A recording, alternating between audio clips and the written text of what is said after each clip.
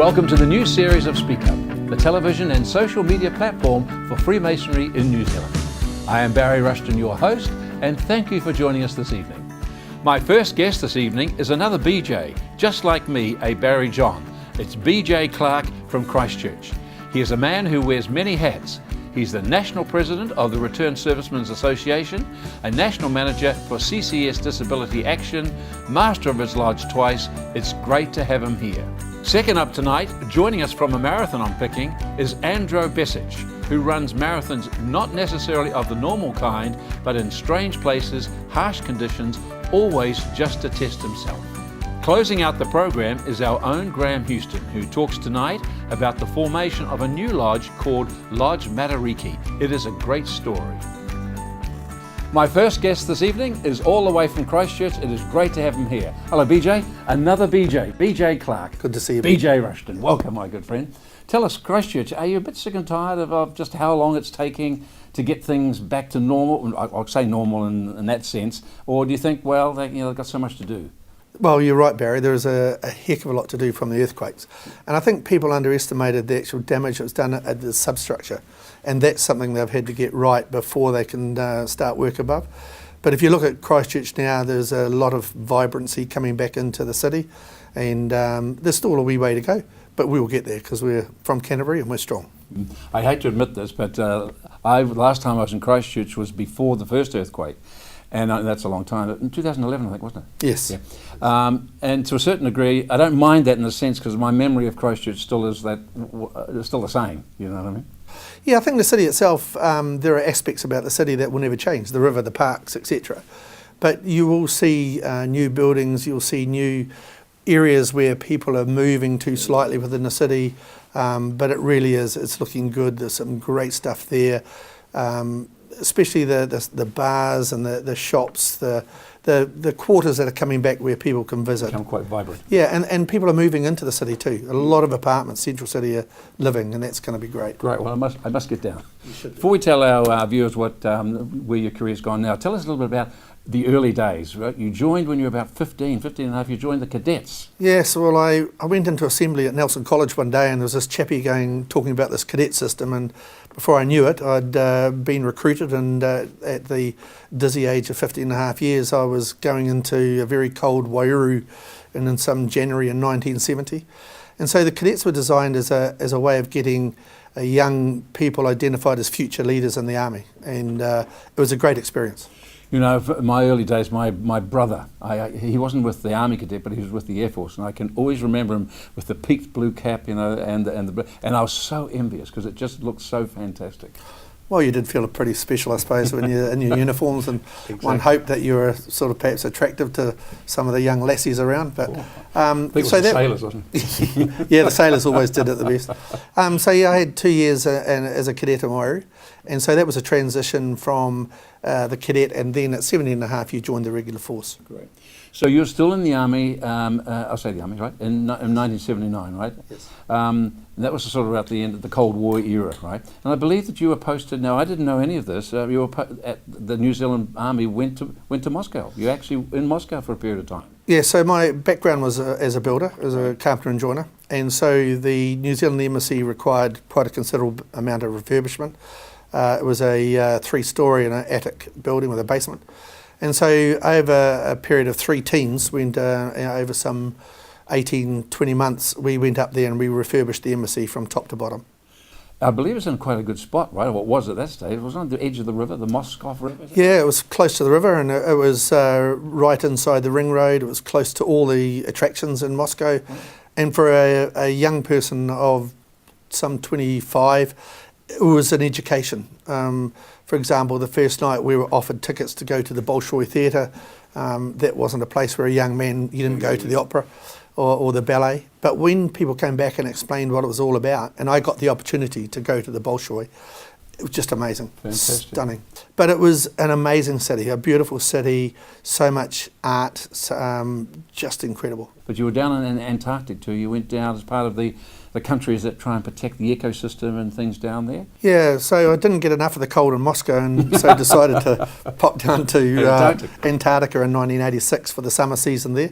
And so the role of the Army down there was we were rebuilding Scott Base, providing insulated buildings.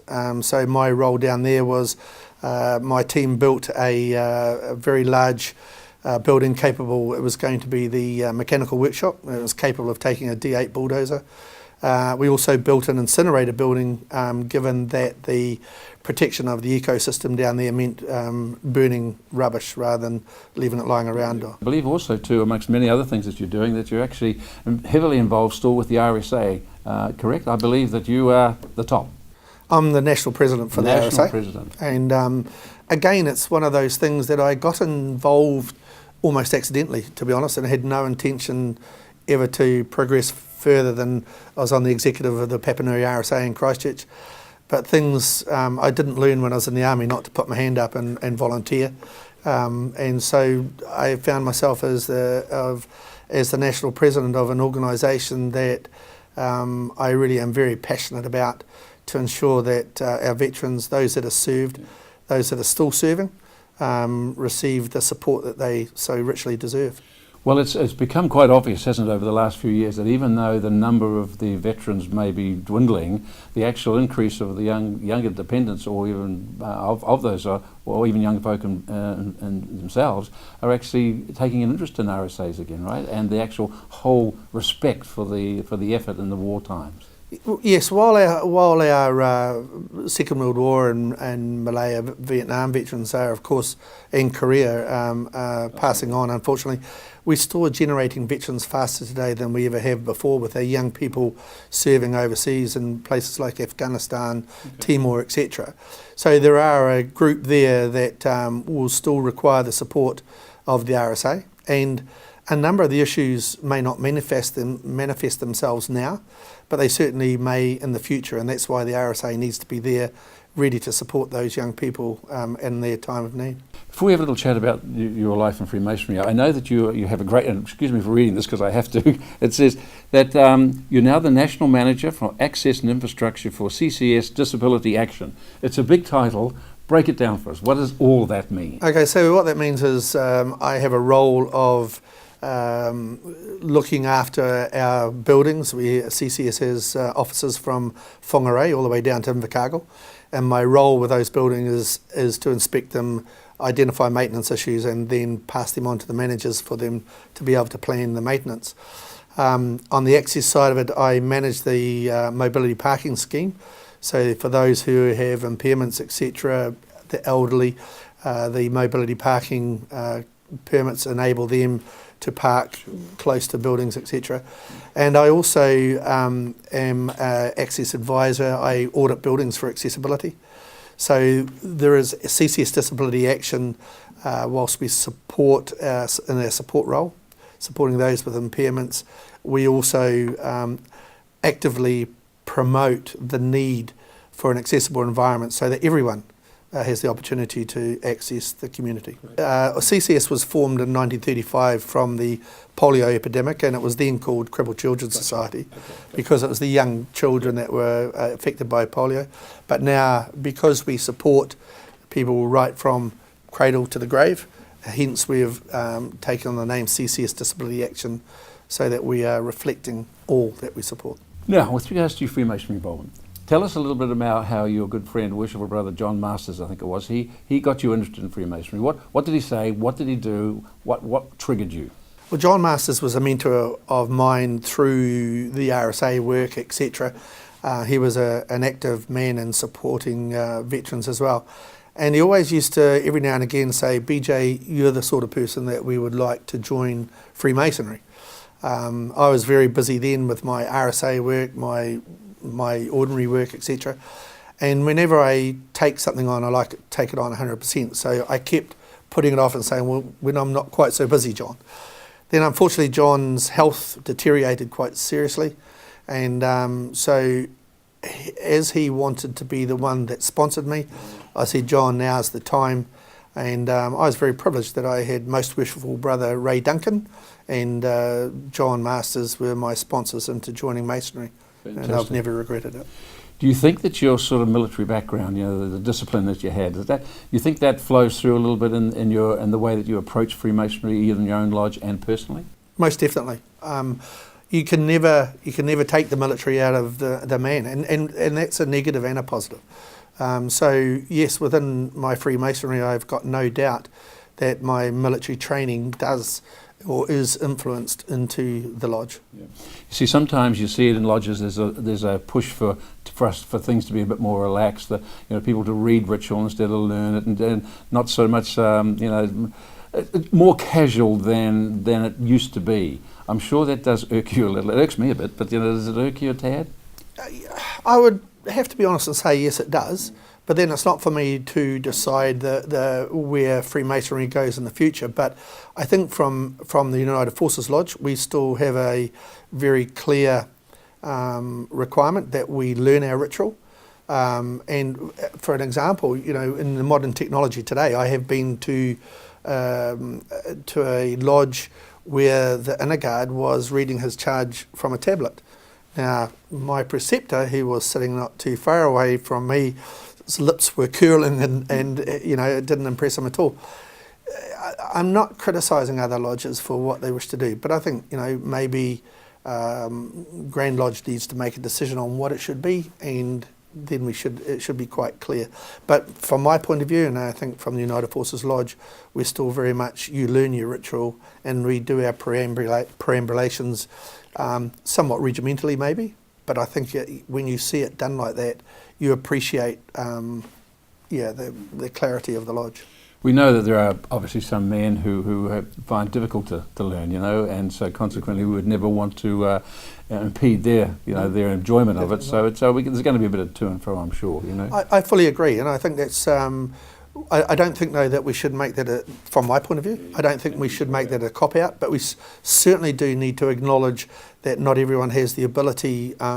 Even we see some people who are great orators, and you and I both know you've seen people within the lodge who has not only learned to charge, but the way they deliver it, you just sit there in awe. And I do. I sit there, and some people, there's a couple within my own lodge, when they do a charge, you think, my gosh, I wish I could do it that well. We had a case last night, in actual fact, of a first degree candidate, the person who did the charge after initiation, the last one. Mm. It was so passionate and so it moved everybody. Exactly. It just moved everybody, and even though we've heard the words before, it was just sensationally done. I think our viewers, a lot of them would not know what we're talking about with regards to what a charge. It's certainly not a charge, it's not a physical one. What's the charge? Tell our audience what the charge is. Well, I think the charge is basically a set of instructions or some information that's conveyed to the person being initiated to explain sometimes it's the history of the lodge, or about the expectations of being a member of that lodge. And it's you could call it a guide, a spoken guide or a spoken piece of information. But that's, to see someone do that and to do it, as you say, with passion and you actually get it. And I think that comes from it coming from the heart, coming from the mind. I'm not sure that you quite get that from reading it. Tell us the Speak Up campaign that's been running now. It's actually that's sort of taken hold a little bit, hasn't it? There's a lot of people doing things, a lot of people saying, "Hey, it's good to be a Freemason." There's nothing wrong with being a Freemason. No, and I think it certainly is time that Freemasonry came out of the cupboard. It's all the whispers, what's Freemasonry all about, and all sorts of negative connotations about what it's about.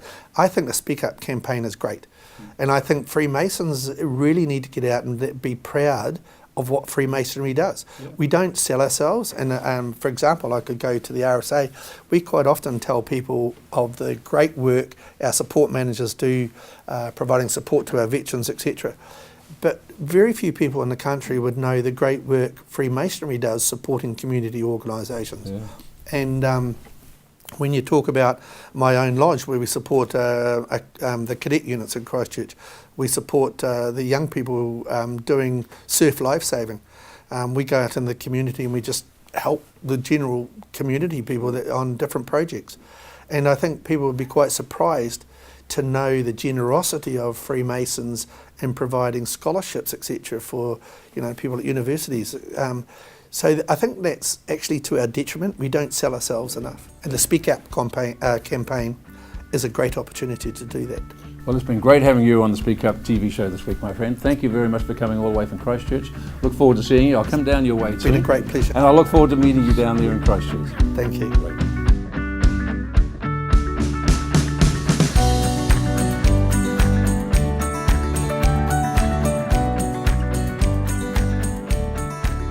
Andrew Besic, nice to see you. Thanks for joining us today. Thank you for having me tonight. You're here, of course, because you're a great Freemason, but you're also a great marathon runner. Now, we'll talk about that in a second, because on last Friday, I was fortunate enough to be an MC for a big conference, and the guest speaker on the Friday night had completed 7 marathons in 7 continents in 7 days. Now, I know you've done over 7 marathons, of course, in over 7 continents, but I don't think in 7 days, is that right? No, in 7 days. I am mad enough, but not Not that mad, right? Not that mad, yes. But you've done marathons in incredible places and extreme climates. I mean, Rio, that's not so much a great climate, but in China, in the Antarctic, in the Polar Circle, in the outback of Australia, South Africa. Amazing places you've been to. Yes, it is a journey to the self-discovery. The point also is how much you can take it or how much you can go through pain. Yeah. Once when I completed 7 continents, when I became member of the 7 Continent Club, I tried to find the marathons which would challenge my physical strength and my mental strength.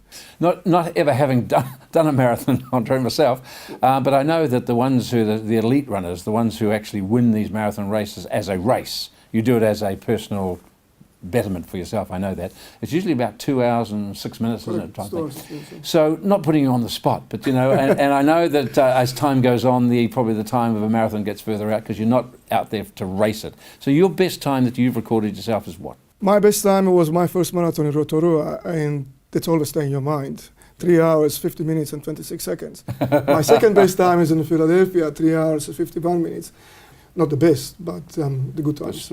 Good times, yeah. You see, now I know that your marathon's been over a number of years, I accept that, but are you still training sort of as much? When I say training, you're still out jogging. In the last 3 months, have you done as much training as you did 3 months a year ago? Well, much more now, because I have 2 big projects. One is the Caribbean Running Festival in Barbados, which Anna and I will fly 27th of November. And it's just as a preparation for probably the biggest challenge of my life, which I'm registered for the Marathon des Sables in Morocco, 250 kilometers. In Morocco? In Morocco, 250 kilometers through Sahara. On self-sufficient, which means you have a backpack and you have to carry your food, everything with you, and organizer only providing 12 liters of water a day. That will be the biggest challenge of my life. That will be immense. And when are you going to do that one? When's that? Between the race between 3rd of the April and 13th of the April next year. So all my running and training now is actually has a focus for that race, and Barbados marathon is actually part of the preparation for the Marathon des Sables race. So when your shoes run out, as I'm sure they do, right? How do you pick a new one, or do you go back to your old favourites? I'm running with the same shoes since I started running since 12 years ago, and it's you actually monitor the strength and of the shoes, and you recording your mileage, and you know when you come about 800 kilometers, it's time to change them. A new pair? New pair, yeah. And the 100 kilometers in the peak of my training would take me 2 months. Okay. To complete it. Yeah, great. So the marathons that you've done, is there one that sticks out in your mind that's probably the most favourite? I mean, is it the Mount Blanc one? Yeah, I know you've mentioned that. My most favourite marathon actually was Marathon of Philadelphia.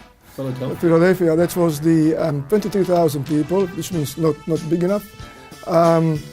Temperature of the marathon was starting 2 degrees, end of the marathon was 12 degrees. I like run on the cold, and I really enjoy that marathon very much.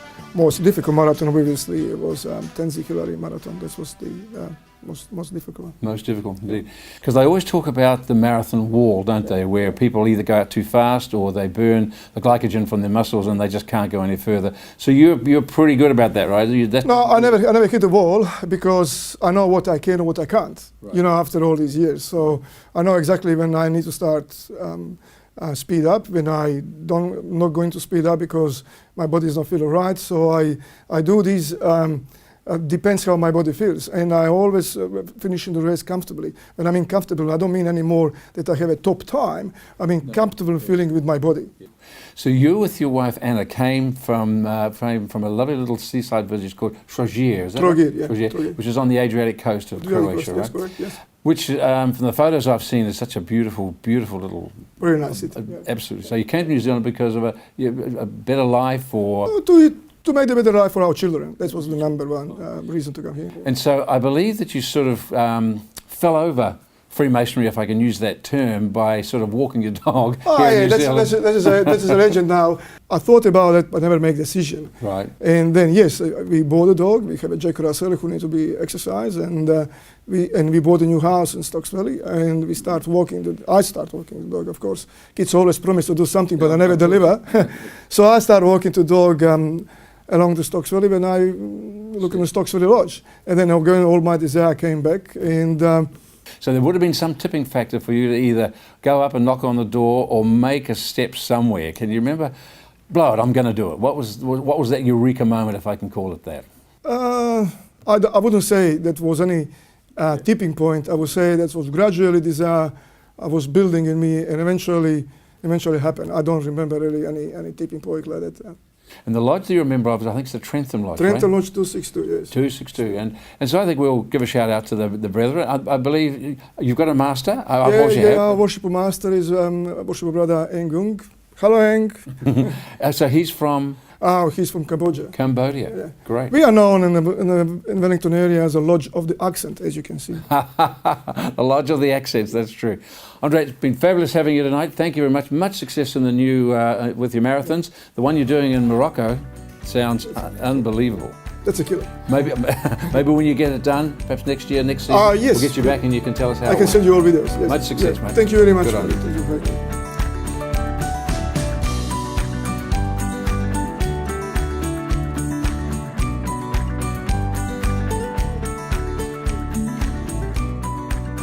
And closing out the show, of course, is our regular contributor, Graham Houston. Hello, Graham.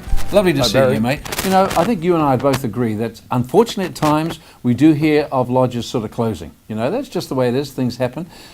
And more than once, in my life anyway, of course, you have new lodges forming. And I think that's what you're going to talk about today, right? Correct. And you're right.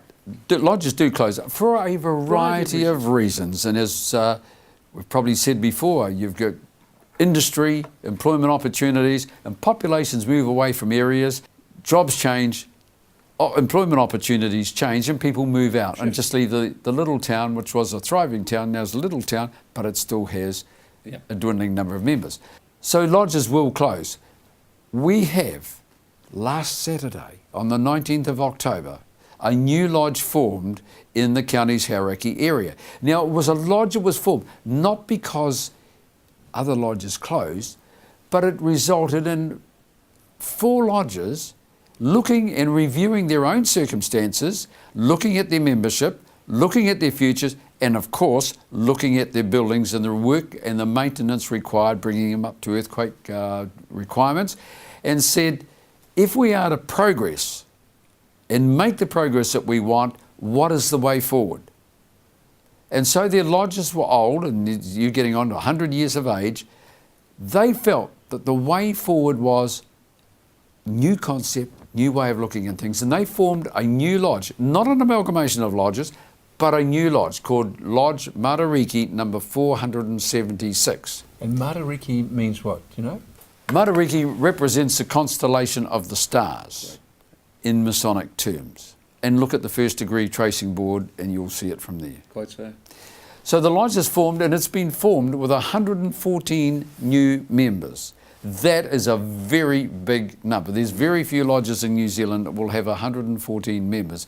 Jeff France is the current master of Matariki, but every other office in that lodge is held by a master mason and will continue to be so. Second objective is to obtain a building which will have a rental income.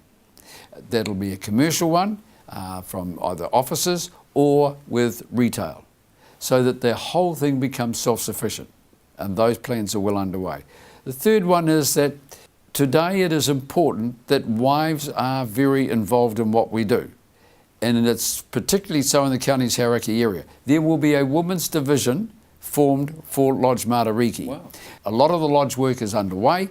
The women will have their own functions, will organise their own particular events and merge with the men at the appropriate time, such as at the end of lodge meetings. Well, that's a good initiative.